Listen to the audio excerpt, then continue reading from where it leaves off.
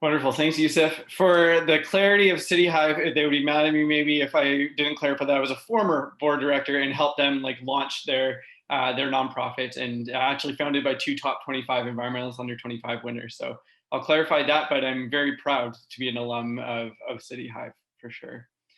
I'll say a few things to start. One, happy Pride. It's Pride Month, and want to recognize that in this conversation as well, as we're talking about the intersections of environmentalism. And really hope that everyone feels the joy that I can feel to be able to express myself in the way that I choose to. I also want to acknowledge it is also National Indigenous History Month, and I will acknowledge that I'm on the territory of the Lekwungen peoples, known as the Songhees and Esquimalt nations.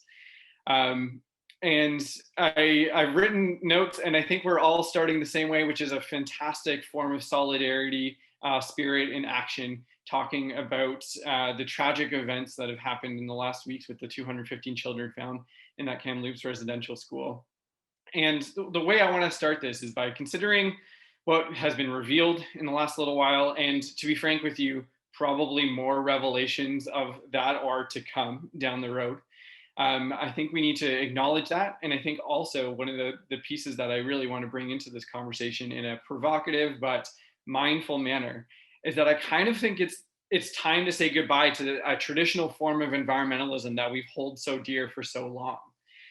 In North America, we started caring for the planet because we wanted to conserve space for its natural beauty.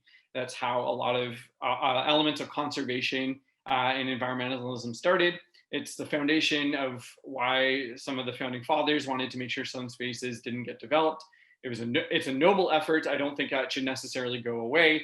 It's a necessary part of what we need to do as a species to thrive and to make sure that we can coexist on this planet. We have evolved our thinking since then, of course. We've understood that natural spaces have great benefits for people.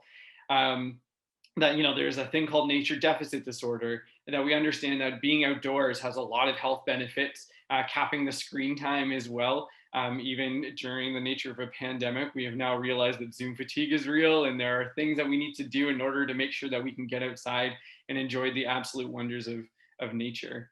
So in a way, we've added like a psychology of sustainability that illustrates how nature benefits us. Also, an incredible thing. We live on this planet, and we certainly need to find better ways to coexist with the planet that is giving us the life that we have. But I do think we're at this big and pivotal juncture in our work as environmental leaders. I wouldn't say intersections are necessarily a new way of thinking, but I think we've now understood how essential they are. Defining a solution that has genuine resilience, is able to support people and the planet that we care so deeply about. And to be honest with you, I'm really excited about that, about how I think we're coming to more almost an awakening in a sense of how important that is. I don't think the environmental nonprofit sector, which is where most of my work has lived, I don't think we've been necessarily a laggard in that sector about understanding those intersections and the need for diversity, equity, and inclusion in our conversations. But I do think it's time for us to accelerate. We of course need policy in order to make that happen, but we don't need to push paper at a bureaucratic pace in order to make sure that we can sustain some of the actions that we need to take. I do think we need to listen deeply, and we need to act, and we need to act again, and then we need to listen more, and then we need to act some more. And we need to sustain that pace to create better systems that bring the voices of marginalized and underrepresented groups to the forefront and keep them there. To be honest, it's why my co-founder, Sujani Kandasamy, and myself started the Starfish Canada 10 years ago. That's what we were seeing. We were seeing a need for young voices to be heard. And 10 years later, we're still pushing for a lot of those changes today, but we can tell that the landscape certainly has changed. We're still here because we want to show that young people aren't just the leaders of tomorrow, they're also the leaders of today. Their insights, their innovations, their young minds are what we need to find solutions that can actually bridge this intersection of social and environmental justice and everything that comes with that. From an organizational perspective, of course, we're a collection of people, and as any collection of people should be doing right now, we consistently think about how we show up in the world, how we provide space to make sure that those that are systemically left out of conversations are now in the conversation and a valued and equitable voice in that conversation. We naturally do that work for young people. That's sort of the name of the game for us, but we also know we still need to do that with the deepest of intentionality.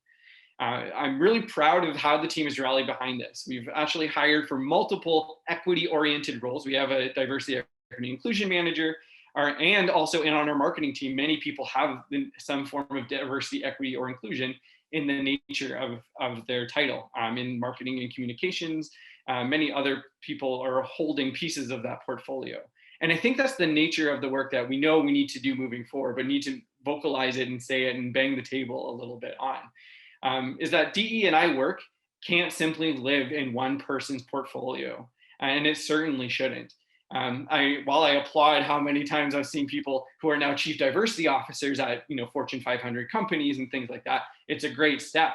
And there's many steps that we need to take. One of the things I've learned along the way is that this work is a journey, not a destination. And so we need to take a step, and then we need to know that we're going to take many steps in that direction as well. I'm really proud of the Starfish Canada and the team that has sort of rallied around this work. And I'm proud that they all know that this work is not one person's portfolio. Everyone has space in this, and everyone's welcome to the conversation. And like that famous quote, they're also invited to the dance as well. I want to leave with a sort of with a thought that I sort of had that ties in well with the start. I'm going to see if I can. I cannot share my screen, but that's okay. I will read this quote because I was going to do it anyway. I want to give the credit to Larissa Crawford and the incredible people at Future Ancestors. If you don't know who they are, I certainly welcome you to look them up and make sure that you follow them on social media, where they do a lot of incredible work, and they have services as well that you can reach out to them for. This is a quote from Larissa Crawford, who is one of their founders. We are asked often about our work and how it aligns with the United Nations Sustainable Development Goals. Before answering, we always provide a detailed response about how our work aligns with the Truth and Reconciliation 94 calls to action. Any effort to pursue the UN SDGs and what is currently Canada must be led by the context of, history of, and responsibility to the TRC calls to action. That it still gives me a little shivers actually as I say it, because I think that it's one of these things that we've understood as environmentalists and as people who want to do incredible work in the world, that there's certainly frameworks that we need in order to do it. That's sort of where the Sustainable Development Goals came in, and they are certainly holistic in many senses.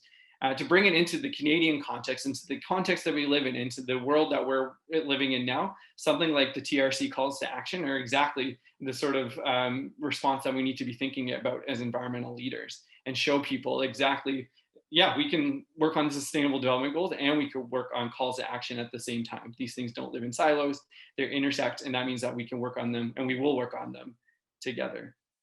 I'm looking forward to the conversation that's going to continue throughout this session. I really appreciate the invitation. And Yusuf, I will pass it back to you.